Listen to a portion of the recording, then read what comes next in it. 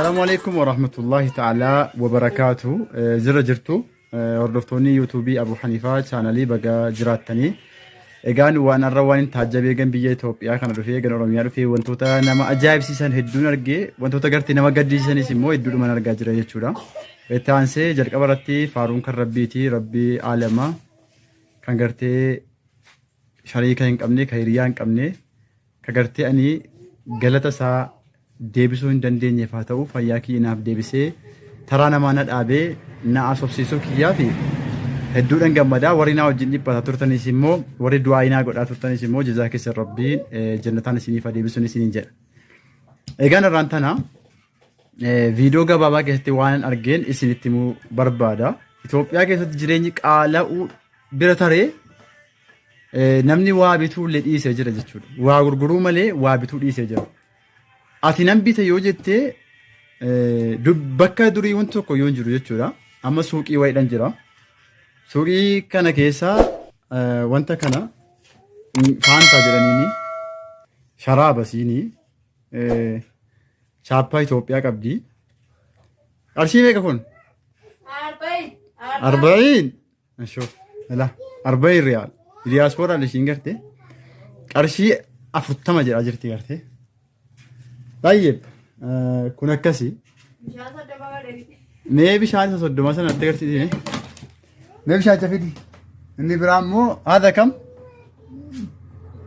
فانت كون مريندا خنا البيت تاني مونغولا قرشي إثيوبيا ديجدامي في شاني جتشو لما كون قرشي ديجدامي شاني إثيوبياتي وانتي هنديو بكدوري هنجر namni bakka durii hin jiru biyyis bakka durii hin jiru qoyme amma gartanii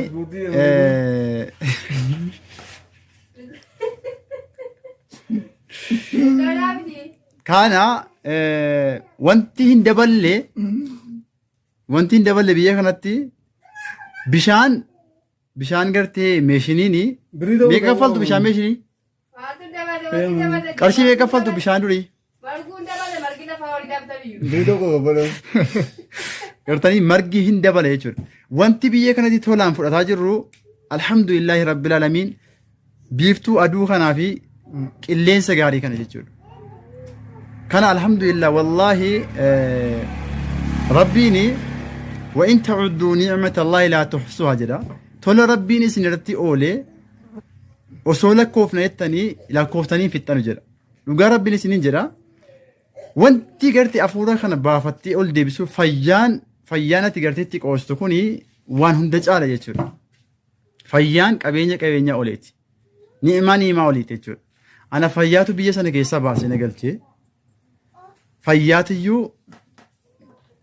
jireenya itti dukkaneessee biyya sana keessaa na galche alhamdulillah rabbil alamin eegan biyya geesse immoo waan baay'een taasisabee waan baay'een gartee ajaa'ibsiifadhee bishaan duraan gartee tola waraabamu bishaan gartee duraan tola amma kaffaltee waraabbatta inni biraan mun hin taajjabe diyaaspooraan gartee feesbuukii irratti taayee jedha taayeen beekanu biyya keessatti eenyu maqaan isaa hojii isaa maali naan jedhee bar akkas inshaallah budata kiyyaa yuutuubii Abuu Haniifaa kana sabiskiraabii godhaa bareechaa tolchaa dhugaan meenaaf tolchaame waan isiniin jedheef hin qaba. Salaamu alaikum wa rahmatullahi ta'ala wa barakaatu. As kunuu gartee gaa bakka kana jira kunuu.